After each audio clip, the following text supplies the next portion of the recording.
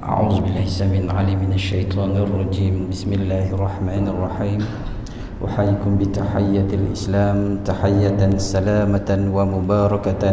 السلام عليكم ورحمة الله وبركاته.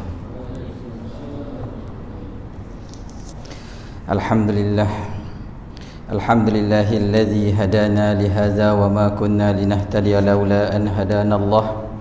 أشهد أن لا إله إلا الله وحده لا شريك له وأشهد أن محمدا عبده ورسوله. سبحانك لا علم لنا إلا ما علمتنا إنك أنت العليم الحكيم. رب اشرح لي صدري ويسر لي أمري واحلل عقدة من لساني يفقه قولي. أما بعد. Yang dimuliakan Tuan Imam AJK Surau As-Sakinah, ayahanda, tuan-tuan yang dirahmati Allah sekalian, syukur kita pada Allah Subhanahu wa taala pada hari ini kita dapat bersama-sama lagi mendirikan solat maghrib berjamaah, dan seterusnya kita sama-sama menantikan waktu Isyak. Kita bersama-sama mendengar kalam Allah dan sabda Nabi sallallahu alaihi wasallam dalam satu kitab yang dinamakan ia sebagai Idahul Bab ataupun dinamakan juga Idahul Lubab li muridin nikah bis sawabi.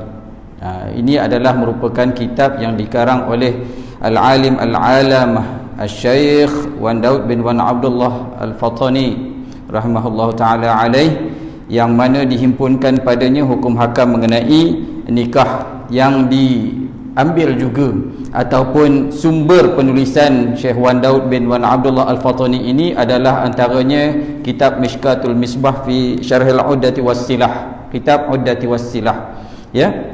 Jadi hari ini kita akan lihat sebelum kita masuk tajuk baru, ya. Pada kuliah yang lalu kita telah pun sampai dalam bab apa yang perlu wali lihat sebelum ia nak nikahkan anak dia. Ini tanggungjawab orang lelaki lah. Wali ni semua lelaki, tuan-tuan, ya. Jadi kalau kita tengok muka surat 5 daripada siapa yang ada kitab Idahul Bab ni ataupun Idahul Lubab, kalau Tok Guru saya kat Melaka tu Syekh Syukri Najib, dia baca Idahul Lubab, iaitu penerang bagi mereka yang berakal ataupun orang yang mempunyai fikiran, penerang bagi orang yang nak berfikir. Idahul Bab, kalau idah dibaca al-bab saja adalah pembuka satu hal dalam kitab, kalau bab saja. Jadi tuan-tuan yang dirahmati Allah sekalian, last kali kita bincang mengenai bab wali, tapi bukan kita masuk bab wali, kita masuk bab dalam nak menikahkan anak itu. Okey, saya bawakan satu hadis sebelum kita masuk daripada bab yang sebenar-benarnya, faedah ni. Kita tengok satu hadis daripada Sayyidina Umar radhiyallahu anhu berkata, An Umar radhiyallahu anhu, la tuzawwiju binatikum minar rajuli ad-damimi fa innahu yu'jibuhunna minhum ma yu'jibuhum minhunna. Ya. Maksudnya, janganlah kamu nikahkan anak perempuan kamu dengan lelaki yang ad-damim. Ad-damim itu apa? Ya. Ad-damim itu dibaca dengan bil muhmalati, ya, disabdukan ad-damim. Maksud dia adalah yang buruk rupanya. Jangan kamu nikahkan anak perempuan kamu dengan orang yang buruk rupanya. Ya, nanti kita bahas sikit tentang buruk rupanya, macam manakah dimaksudkan itu. Fa innahu yu'jibuhunna, sesungguhnya ia ad-damim ini dia menyukai anak kamu. Ma yu'jibuhum minhunna, akan tetapi anak kamu tidak sukakan ia. Sebab kerja cerita mengahwinkan anak ini adalah merupakan pekerjaan wali, ya. Dalam mazhab Syafi'i dan mazhab lain-lainnya, wali adalah merupakan rukun terpenting dalam bab nikah, kecuali dalam mazhab Hanafi yang jumhur kata wali itu mesti ada. Tapi dalam mazhab Hanafi, perempuan itu boleh mewalikan dirinya sendiri. Baik. Lalu kalau kita wali mujbir ni, saya cerita pasal wali mujbir, iaitu wali bapa, ya, bapa yang mempunyai kuasa jabar. Jabar itu apa? Dia boleh nak kata paksa pun tidak juga, tapi dia mempunyai kuasa lah untuk menikahkan anaknya. Ya, dia bukan macam wali akrab dia lain. Wali mujbir ni dia lagi kuat. Ya, cuma bila wali mujbir, sewaktu ketiadaan wali mujbir, baru boleh pergi pada wali akrab. Jadi bila dia menikahkan anak perempuan dia, kena pastikan bahawa anak perempuannya itu dinikahkan dengan seseorang yang dia boleh suka dengan dia. Sebab ad-damim ini asal perkataan dia daripada dam, darah. Maknanya orang yang mukanya sangat merah. Dan itu dari segi makna dia, tapi dari segi istilah dia adalah yang memang sekira-kira anak kita pun tak suka dengan dia. Ya, bukan nak cerita orang yang kulit muka putih, apabila ia marah dia menjadi kemerah-merahan. Itu bukan ad-damim. Ad-damim ini memang merah betul, bukan hitam, bukan macam negro tu, tak. Dia merah yang menunjukkan macam ada penyakit. Ya, bukan kita merah sebab kita bekerja luar disebabkan panas matahari, bukan. Ya, damim ini. Jadi sebab apa Rasulullah disebut oleh Sayyidina Umar sendiri bahawa ad-damim itu dia memang minat pada anak kita, tapi anak kita tak minat pada dia. Ya, sebab dulu option kurang. Selalunya serah pada bapa je lah, biarlah bapa nak kahwin dengan siapa pun. Tapi sekarang jarang dah jumpa. Itu namanya endangered species. Bapa pilihkan menantu untuk anak, anak tak tahu apa, jadi bapa yang nikahkan. Sekarang ni anak semua dah ada pilihannya sendiri, dah pandai cari dah. Kita tukang endorse saja. Ya, rubber stamp bapa kita kan. Kita rubber stamp saja. Anak suka yang ni, nikahkan. Ni nikahkan. Hak tu sebab kita kena main ngaji. Keberkatan rumah tangga anak-anak tu, ya, biar bapak dia, either bapak dia cari, ataupun bila anak muka-mukakan calon dia bagi pilih. Kalau ayah suka, okey. Kalau ayah tak suka, tak apa. Ni sekarang tidak. Anak dah bawa bakal suami dia yang disuka, mau tak mau bapak dia kena terima. Walaupun bapaknya tengok dah datang mengaji kitab Idhahul Bab ni apa macam ni makruh, ataupun hukumnya. Kalau kita akan jumpa lepas ni, saya akan sebut lagi apa yang kalau jumpa orang macam ni, jangan nikahkan anak kita dengan dia. Ya. Jadi yang disebut oleh Sayyidina Umar, perhatikan, orang yang nak kita nikahkan dengan anak kita itu, maknanya dalam satu keadaan zahirnya itu ia tidaklah sampai anak kita jadi tak suka. Itu cerita dia. Ya. Ataupun au mimman fi dinihi dha'fun, ataupun orang yang kita nak nikahkan dengan anak perempuan kita itu agamanya lemah. Bukan maksud lemah tu mengaji agama kurang atau tak masuk sekolah agama. Sekolah kebangsaan pun ada belajar agama, hatta ada orang yang baru masuk Islam pun agamanya pun lebih hebat daripada kita kadang-kadang. Yang dimaksudkan dengan lemahnya agama apabila dia tidak melaksanakan tuntutan-tuntutan agama, sekira-kira yuqassiru 'anil qiyami fi haqqiha, sekira-kira dia tidak melaksanakan hak isterinya. Ya. Maknanya dia, orang yang kita nak kahwinkan dengan anak kita itu, tengok dari segi akhlak dan syahsiahnya dia tidak bertanggungjawab. Dengan mak bapaknya pun dia bergaduh. Dengan orang alim ulama tidak berdamping, tidak ada adab dengan orang tua. Macam mana dia nak laksanakan hak dengan anak kita? Ya, esok kahwin dengan kita pun dia tak hormat. Tu kena perhati molek. Ya. Au kana mimman la yukafi'uha fi nasabiha, ataupun ya, kena diperhatikan juga nak nikahkan anak perempuan, kena ada kuf'un. Disebut sebagai kufu'. Kita dah bincang dalam pengajian kitab ni sebelum-sebelum ni apa itu kufu'. Ya, hak tu jangan kita tengok walaupun berlainan kuf'un. Ini dari segi, disebut dari segi nasab. Dari segi nasab, ya, bermakna yang baik itu, maknanya dia kahwin pun dengan orang yang baik juga. Kuf'un ni tuan-tuan yang dirahmati Allah sekalian, meskipun ia tidak menjadi syarat kepada nikah ataupun rukun kepada nikah, tapi ia memberi efek yang besar dalam tempoh perkahwinan yang panjang. Dalam Islam akad perkahwinan ini tidak ada hadnya. Bukan sampai bulan depan, bukan sampai tahun depan, bukan 5 tahun akan datang. Bahkan ianya adalah merupakan satu perjanjian, satu akad sampai mati ataupun sampai satu takdir yang memisahkan. Tapi nak niat kalau bernikah ni niat untuk bercerai, dah itu tidak sah. Tidak sah. Melainkan dalam mazhab Syiah, dia bukan mazhab, orang sebut bukan mazhab. Adapun dia, kalau kita sebut dia sebagai mazhab, sebab di dalam fiqh muqaranah di Universiti Al-Azhar, mazhab Syiah pun dibincangkan juga. Ya. Dia ada nikah mut'ah, nikah yang akad dia ada bermasa, ada waktu tertentu. Allahu alam, kita tolak ke tepi lah tu. Jadi bukan mazhab yang utama dalam negara kita. Baik. Maknanya kita tengok dia mesti dari segi nasab dia tu dari jenis yang baik-baik. Kalau yang Said ataupun yang ada keturunan Rasulullah, kalau dapat cari, biarlah yang daripada Kuf'un dia pun bersama-sama juga dengan yang sejenis macam dia. Kalau Said, pasangannya Siti ataupun Sayyidah, ya. Baik, Syarif, ya, dia ada dia punya nasab dia tu adalah dia punya kumpulan-kumpulan dia.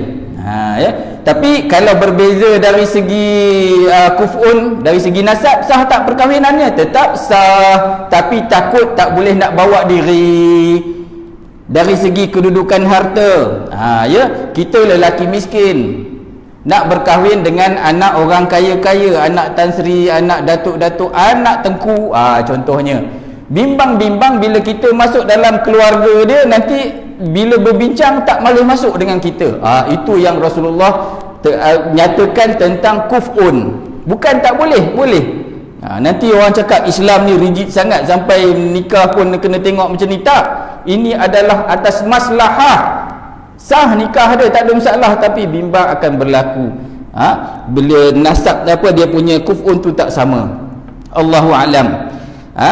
Dan lagi wayata'akkadu, dan ditekankan janganlah kamu menikahkan anak kita ini dengan orang yang zalim, orang yang diketahui zalim dia. Zalim itu dari segi makna meletakkan suatu bukan pada tempatnya. Sekarang senang kita nak tengok orang yang zalim tu, kalau biasa-biasa kita tak dapat tengok, tapi bila orang yang dah jadi tumpuan orang lain, kita akan nampak macam mana bentuk kezalimannya itu. Ya, berhati-hati. Au syaribi khamrin, ataupun yang meminum arak. Itu berhati sungguh-sungguh.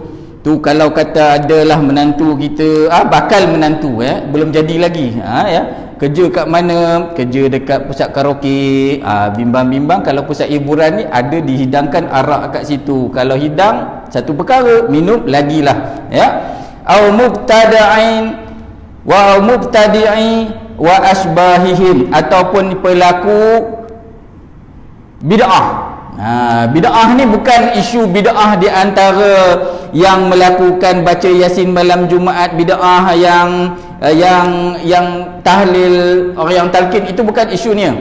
Isu bid'ah ini adalah bid'ah dari segi yang betul-betul tak sama manhajnya dengan akidah yang sebenar. Ya. Bid'ah ni betul, dia adalah merupakan satu perkara baharu, innovation kata orang putih. Ya. Tapi innovation tu kita kena perhati juga. Ada yang dibenarkan dan ada yang tidak dibenarkan. Panjang bahas dia, mau 3 kuliah baru habis. Tapi nak cerita yang mubtadi, yang bid'ah yang kita nak kena tengok sebelum kita nikahkan anak kita dengan dia, adalah bid'ah yang memang betul-betul sesat. Contoh, dia bawa ajaran sesat. Ya, ajaran Haji Kaha. Saya pernah berdepan dengan pengikut Haji Kaha ni. Haji ke sebut, Kaha je senanglah. Ya, dia dipatuakan sesat dalam banyak tempat. Dia kata kenapa orang Melayu tak boleh ada nabi sendiri. Itu cerita dia. Sampai sekarang masih ada lagi, dan saya tengok dalam internet pun masih lagi pengikut-pengikut dia, walaupun telah dihukum hamba Allah ini tapi dia punya anak-anak murid dia, mungkin wallahu alam dengan dia sendiri masih belum bertaubat, itu kita serahkan pada Allah Ta'ala. Tapi pihak pejabat agama dah ambil. Jadi kalau ada anak kita yang nak menikah, tengok dulu pembawaan dia macam mana, tanya persekitarannya dulu, macam mana dia ni dekat UTM. Contoh kalau UTM lah asal dia, macam mana dia ni kalau kat tempat kerja. Ada pakcik, dia kadang-kadang semayang dia sujud atas batu, tak payah. Sujud atas simen tak apa, sujud atas batu itu kena tengok semula. Okey. Wa in radita, sekalipun anak kita itu suka akan dia, jangan ya. Dan dikatakan juga waqad ruya marfu'an, ini hadis marfu' ya, man zawwaja karimatahu min fasiqin faqad qata'a rahimaha. Okey ya. Barang sesiapa yang menikahkan perempuan yang terhormat ataupun perempuan yang mulia daripada kalangannya dengan orang yang fasik, maka ia telah memutuskan silaturahim. Contohnya dia lah, maknanya anak dia sendiri dia nikahkan dengan orang yang fasik. Makna fasik? Fasik ni dia macam mana nak cakap ya? Dia fasik ini adalah orang yang sentiasa melakukan dosa. Sentiasa melakukan dosa. Dia buat dosa, dia buat lagi dan diketahui umum. Kita boleh tengok pada sifat saja, tapi nak cop dia ni fasik tak boleh. Saksi fasik, saksi yang menipu, selalu menipu aja kerjanya. Sekarang menipu ni ada nama lain, nama dia scam. Scammer. Baik. Kalau kerjanya scam orang, jadi dia telah memutuskan silaturahim anaknya. Begitu juga kalaulah kita ini namanya wali akrab, adik-beradik kita kan, bapak kita dah tak ada, atuk kita dah tak ada, apa semua, kita saudara, adik kakak kita lah katakan, kita kahwinkan kakak kita dengan seorang yang memang penipu. Kita dah tahu dia ni penipu, tapi kakak kita nak kahwin juga dan kita benarkan dia kahwin, dan di situ kita telah memutuskan silaturahim kita dengan kakak kita, dengan ahli keluarga yang lain. Hadis riwayat Ibnu Hibban. Ini di hadis marfu'. Ini tuan-tuan yang dirahmati Allah sekalian, maksudnya hadis yang diangkat terus pada Rasulullah, tapi di sanadnya tu ada yang terputus. Ada yang sanadnya ada yang terputus. Ini antara termasuk dalam senarai hadis yang dhaif, itu kata Ibnu Hibban. Tapi kalau Sya'bi kata sanad dia sahih, Allahu a'lam. Di dalam kitab Al-Ihya, dia kata apa? Ihya ni kita boleh sandarkan kepada Ihya Ulumuddin karangan Al-Imam Al-Ghazali. Dia kata adalah penting untuk menikahkan anak kita, untuk tidak menikahkan anak kita dengan orang yang zalim ataupun fasik ataupun orang yang melakukan bid'ah ataupun peminum khamar. Apabila ia melakukan perkara ini, maka ia telah melakukan jenayah dalam agamanya. Ini bukan hadis, ini kata-kata Imam Ghazali dalam kitab Al-Ihya. Dan juga ia juga mengundang kemurkaan daripada Allah Subhanahu wa taala, sebab anak itu adalah amanah kita. Anak perempuan kita tu memang berlindung dengan kita, tapi kita serahkan kepada buaya, kita serahkan kepada naga, kita serahkan pada harimau. Itu umpamanya. Sebab tu kena siasat sungguh-sungguh. Macam mana cara nak siasat? Tuan-tuan carilah pandai-pandai macam mana nak cari. Sebab anak perempuan kita juga adalah merupakan aset kita, walaupun dia dah berkahwin. Sebab doa dia sampai pada kita. Tapi bila kita serahkan dia pada orang fasik, orang yang sentiasa melakukan dosa, walaupun sedar itu adalah merupakan perbuatan salah, nescaya anak kita pun akan mengikut jejaknya. Tak ramai perempuan yang berkahwin dengan orang yang fasik, tapi dia masih kekal dalam keadaan dia yang warak. Contohnya kalau dalam kes sejarah, kita tengok zaman Nabi Musa, Asiah dengan Fir'aun. Suami dia bukan kata fasik lagi dah, mengaku Tuhan terus, tapi Asiah masih ada dalam rumah tangganya dan tidak terpengaruh dengan suami dia. Ada tapi kurang sangat-sangat. Kita bimbang anak kita imannya tak seperti mana Asiah. Okey, berkata lagi Seorang lelaki bertanya kepada Hasan Al-Basri. Siapa Hasan Al-Basri ini? Hasan Al-Basri ini merupakan seorang ahli hadis. Disebut juga ia adalah sebagai tabi'in, ya, ataupun tabi'in antara dua masa itu. Berkata, orang tanya pada Hasan Al-Basri, anak aku telah dipinang oleh jamaah. Ramai orang lah, maknanya jemaah tu ramai, lebih daripada 2-3 tu ada disebut sebagai orang jamaah. Ramai orang minang anak aku, gamaknya anak dia lawa.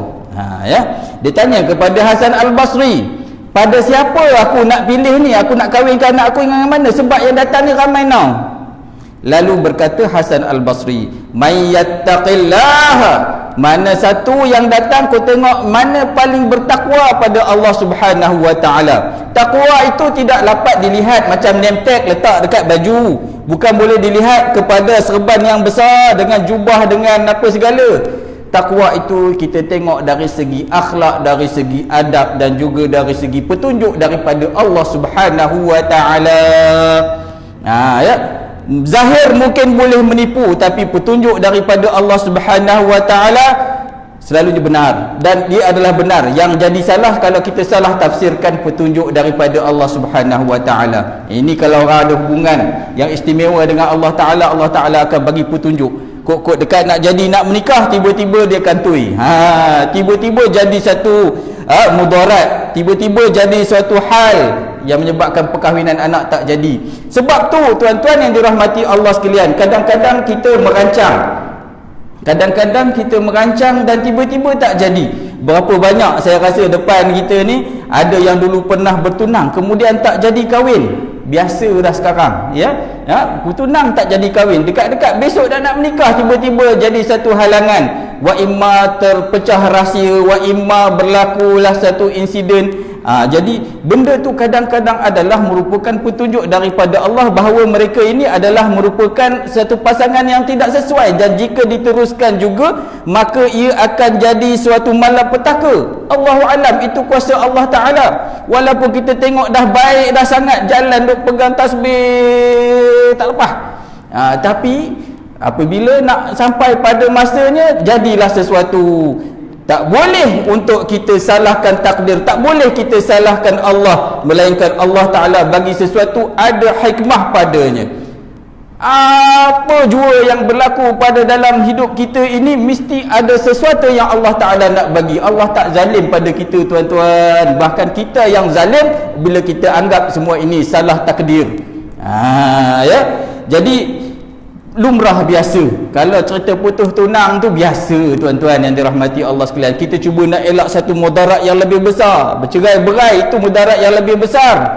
Ya, jadi tak kala terjadinya satu perkara dalam tempoh pertunangan, itu mungkin petunjuk daripada Allah Subhanahu wa taala. Jangan dipaksa-paksa, tuan-tuan. Ya.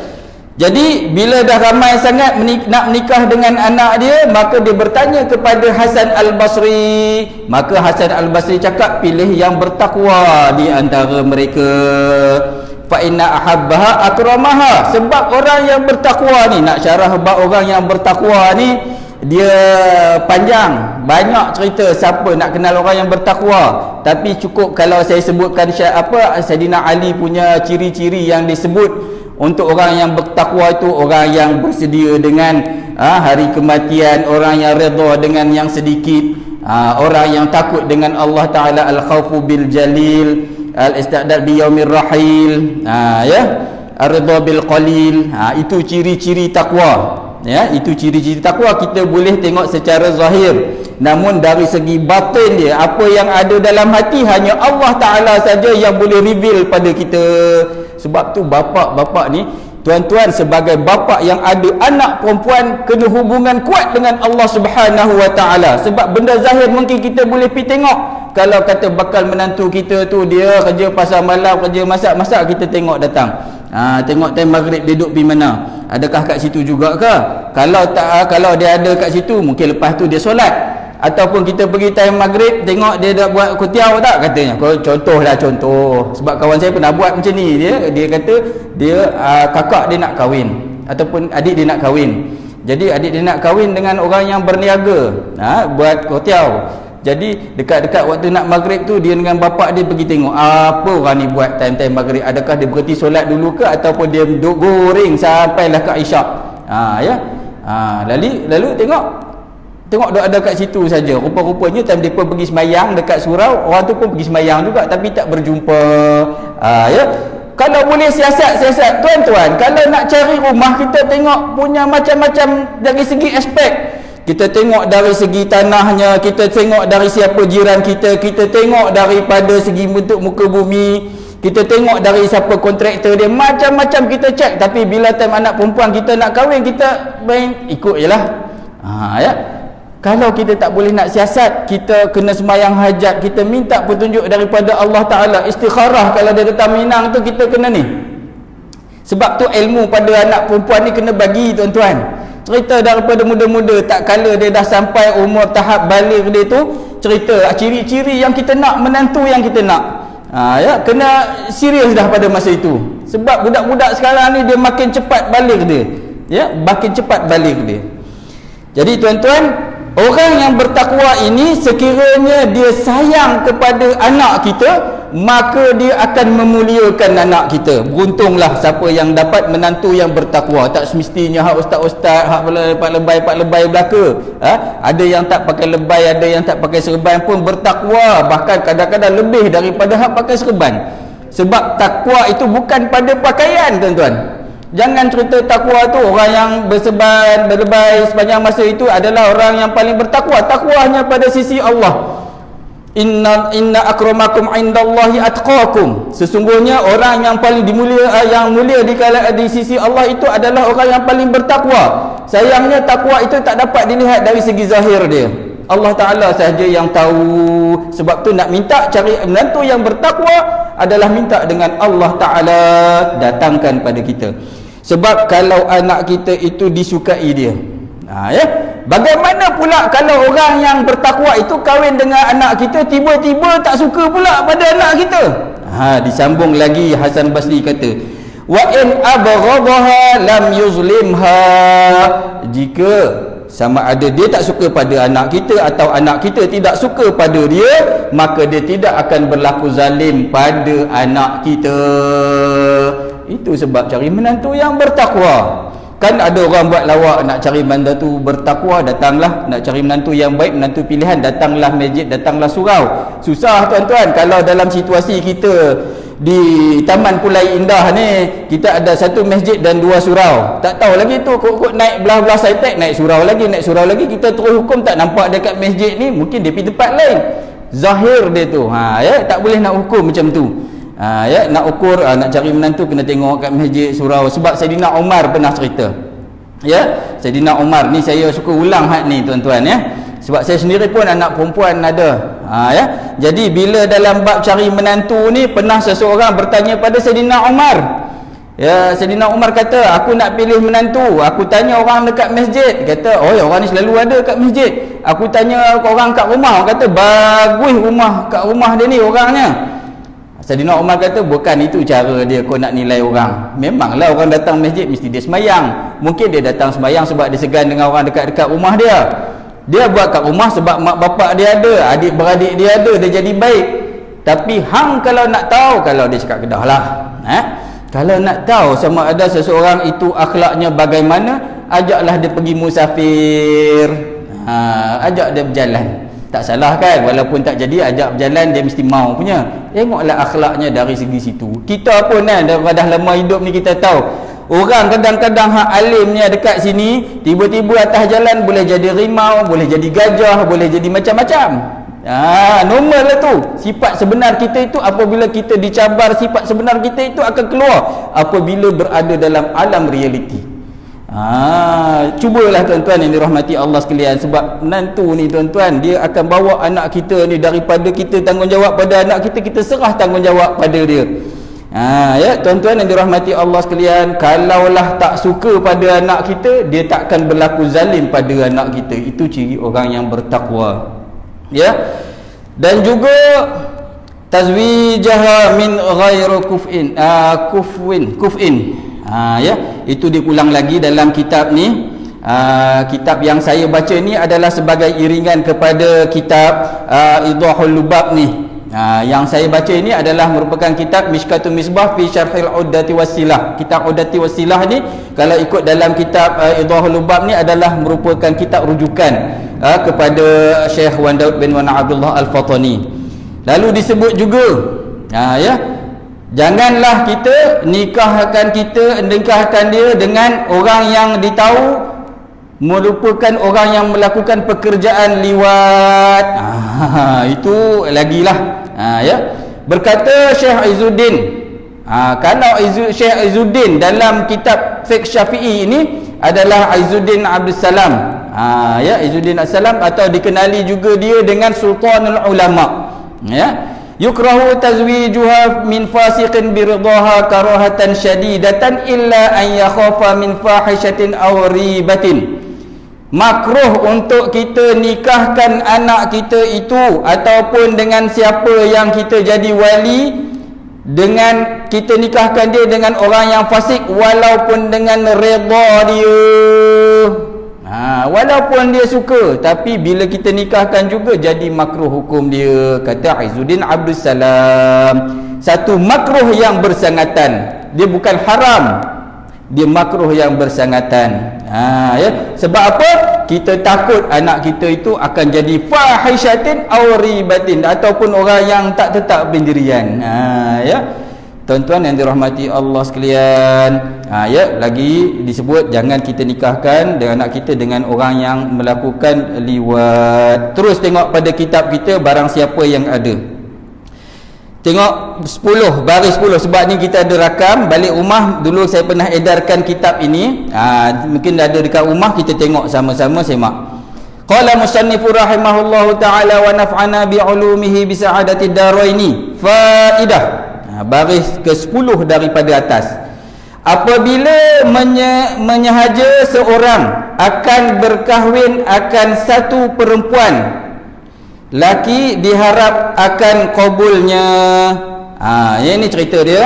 Kalaulah seseorang itu berkahwin dengan perempuan, dan mengharapkan perkahwinannya itu diterima ataupun sah perkahwinannya itu, sunat ia menilik kepadanya dahulu daripada pinang, dan jikalau tiada diizinkan sekalipun, membadailah dengan izin syarak, dan harus berulang-ulang menilik itu. Ini kita masuk dalam bab melihat perempuan yang kita nak kahwin. Tuan-tuan tak tahulah ada nak kahwin lagi ke? Wallahualam.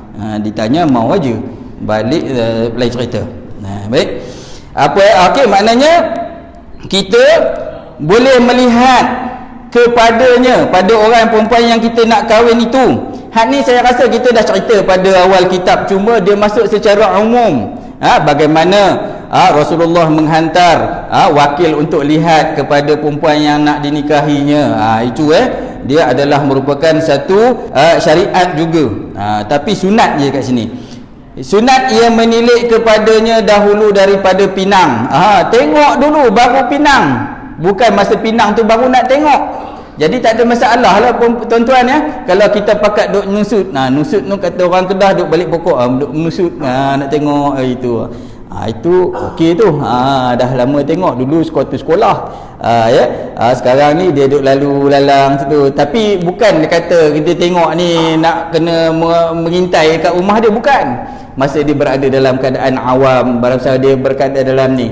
Jangan lebih-lebih walaupun disunatkan di sini, ini bukan bermaksud kita mengintai di celah-celah rumah dia. Kalau ke tempat saya dulu dipanggil combat. Combat apa macam tu. Baik. Kepadanya dahulu daripada pinang, sebelum meminang. Sebab apa? Kalau bila dah, ini yang maksudnya risik. Dalam perkataan bahasa Melayu disebut risik. Sebab tu Melayu dia kata ada risik, ada bertunang, ada kahwin. Risik tu tengok dulu.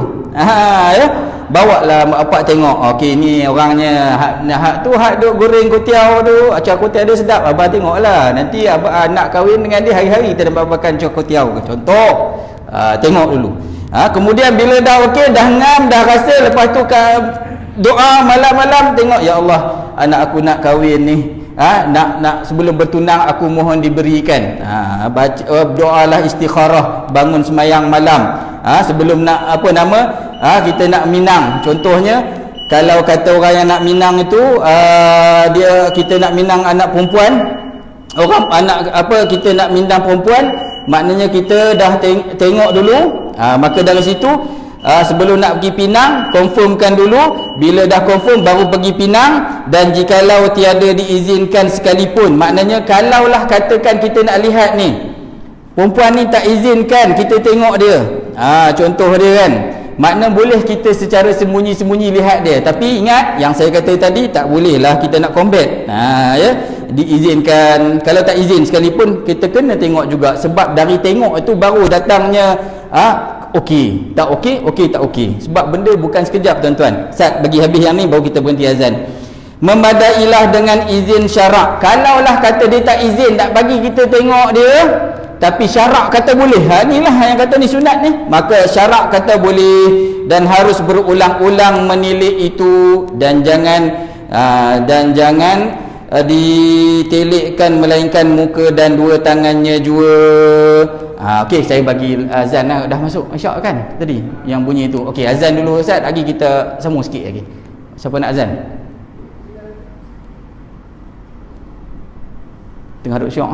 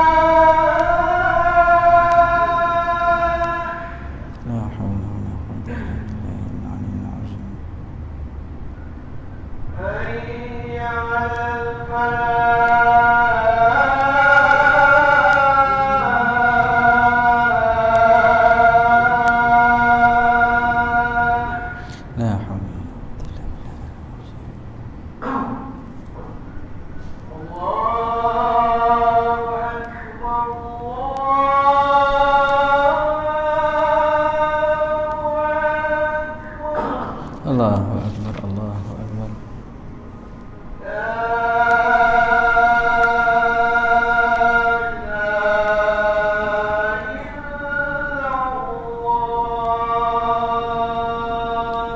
Allahu akbar, la ilaha illallah, rabbana da'ati tamadi wassalatu ala Muhammad nasilatu wal fadhila ba'asma kama Muhammad allazi wa'ata innaka la tukhliful mi'ad. Sikit lagi tuan-tuan yang dirahmati Allah sekalian, nak cerita tentang sunat melihat perempuan yang kita nak pergi Minang. Ingat kita cerita ni pasal risik. Minang tu hak cerita lain. Jadi bila kita lihat itu ada had dia, boleh ke tengok semua ke apa tak? Ini belum. Sebab apa yang kata risik ni tuan-tuan yang dirahmati Allah sekalian, jangan ditelekkan melainkan muka dan dua tangannya jua. Ya. Kalaulah maksud sekodeng itu mengintai sehingga dia tak sedar sampai mengintai sampai nampak aurat dia, mungkin dia berada di rumah, itu haram hukum dia. Akan tetapi kalau nak tengok ini, cukup sekadar kita lihat muka dan tapak tangannya sahaja. Okey. Kemudian dan haram, dengar ni, dan haram menilik laki-laki yang baligh jikalau khosya sekalipun. Ya, dengar. Haram untuk orang lelaki kalau dia nak merisik ni, nak tengok perempuan tu, kalau balik sekalipun orang tu, kalau jika dia mandul. Ya, khosya ni maknanya dia tak ada, nak kata syahwat dia tak, tapi dia tak mampu untuk nak melakukan persetubuhan dia tu. Khosya ni haram untuk dia kalaulah mandul sekalipun untuk melihat kepada perempuan yang merdeka lagi besar kira-kira sampai keinginan laki-laki yang sejahtera perangainya, lagi halnya sama ada ia takut akan fitnah atau tiada. Ini cerita dia tuan-tuan. Haram untuk seseorang lelaki walaupun di atas tujuan dia untuk merisik melihat, kalau kita lihat satu perempuan itu sampai naik keinginan, sampai timbul nafsu syahwat, saya kata tengok saja sebab nak bagi tengok rupa dia tu, kita berkenan ke tidak, bukan tengok sampai test boleh power ke tidak. Ya, kena faham tu ngaji kena habis. Ya, maka boleh tengok, ya, tapi haram kalau sampai keinginan. Laki-laki yang sejahtera perangainya, lagi halnya sama ada ia takut akan fitnah atau tidak. Maknanya kalau dah sampai peringkat tengok saja boleh naik nafsu syahwat pada masa risik ini, maka dihukumkan haram. Sampai di sini saja, wallahu a'lam. Saya nak buka ke tak? Ya, buka lah kot soalan ya. Nanti nak tanya bab-bab nikah ni kena tanya private lah, PM ataupun DM. Jadi sampai di sini saja. Allahu a'lam, wallahu waliyut taufiq. Bismillahirrahmanirrahim. Allahumma arinal haqqa haqqan warzuqna ittiba'ahu wa arinal batila batilan warzuqna ijtinabah. Ya Allah, ya Tuhan kami, jangan Engkau ambil nyawa kami sebelum kami ucapkan la ilaha illallah. Sejahteralah kami, keluarga kami, anak-anak kami, cucu-cucu kami, jiran-jiran kami. Ya Allah, berikanlah kami petunjuk dan hidayah, semoga kami beroleh syurga. Wassallallahu ala sayyidina Muhammad walhamdulillahirabbil alamin. Wabillahi taufiq wal hidayah. Wassalamualaikum warahmatullahi wabarakatuh.